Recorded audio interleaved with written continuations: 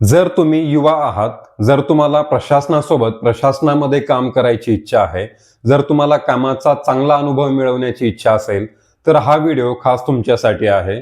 कारण आज आपण मुख्यमंत्री फेलोशिप कार्यक्रमाबद्दल ह्या व्हिडिओमध्ये सविस्तर माहिती पाहणार आहोत.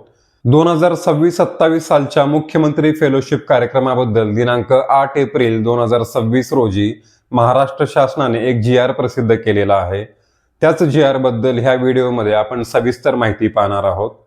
मुख्यमंत्री फेलोशिपसाठी अर्ज करण्यासाठी नेमकी पात्रता काय आवश्यक आहे, अर्ज करण्याची प्रक्रिया काय आहे, यामध्ये मानधन किती मिळणार आहे आणि मुख्यमंत्री फेलोशिप कार्यक्रमामध्ये काम कशा प्रकारे असणार आहे, ह्या संपूर्ण विषयाची माहिती आपण या व्हिडिओमध्ये पाहणार आहोत. त्यामुळे हा व्हिडिओ शेवटपर्यंत नक्की पहा. नमस्कार, मी संदेश. आपल्या नवीन व्हिडिओमध्ये तुम्हा सर्वांचं स्वागत आहे. तुम्ही जर चॅनलवरती नवीन असाल तर आत्ताच आपल्या चॅनलला सबस्क्राईब करा, म्हणजे असे माहितीपूर्ण व्हिडिओ तुमच्यापर्यंत पोहोचतील. चला तर मग आपल्या व्हिडिओला सुरुवात करूयात. महाराष्ट्र शासनाने तरुणांना प्रशासनामध्ये प्रत्यक्ष काम करण्याचा अनुभव मिळावा आणि त्यातून चांगले नेतृत्व तयार व्हावे यासाठी मुख्यमंत्री फेलोशिप कार्यक्रम सुरू केलेला आहे. ह्या कार्यक्रमातून युवांना प्रशासनाच्या कामाची माहिती मिळते, प्रशासनाच्या निर्णय प्रक्रियेची समज मिळते, त्याचबरोबर फील्डमध्ये प्रत्यक्ष काम करण्याचा एक चांगला अनुभव मिळतो. ह्यासाठी हा फेलोशिप कार्यक्रम अत्यंत महत्त्वाचा आहे.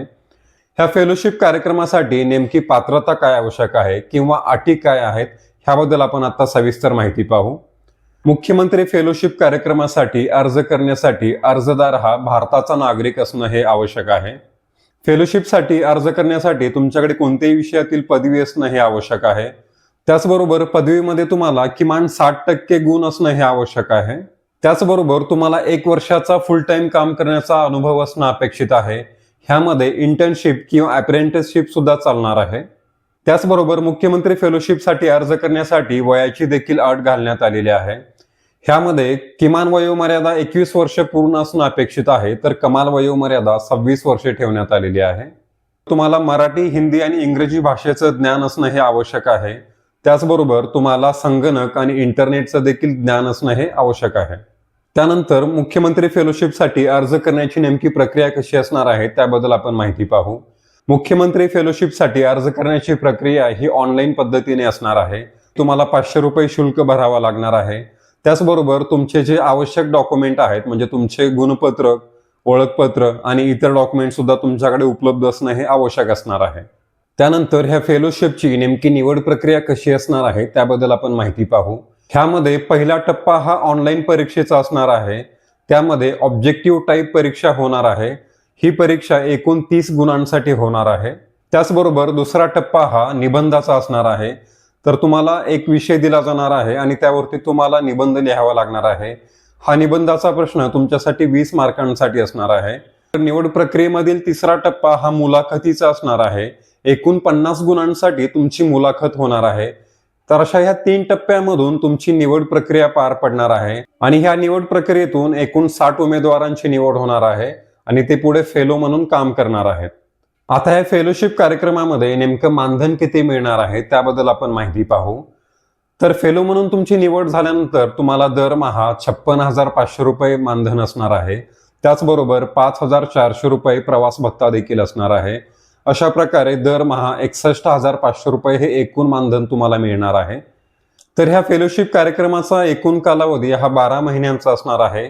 त्याचबरोबर ह्या कालावधीमध्ये कुठल्याही प्रकारची वाढ होणार नाही असं देखील ह्या जी आर मध्ये सांगण्यात आलेलं आहे.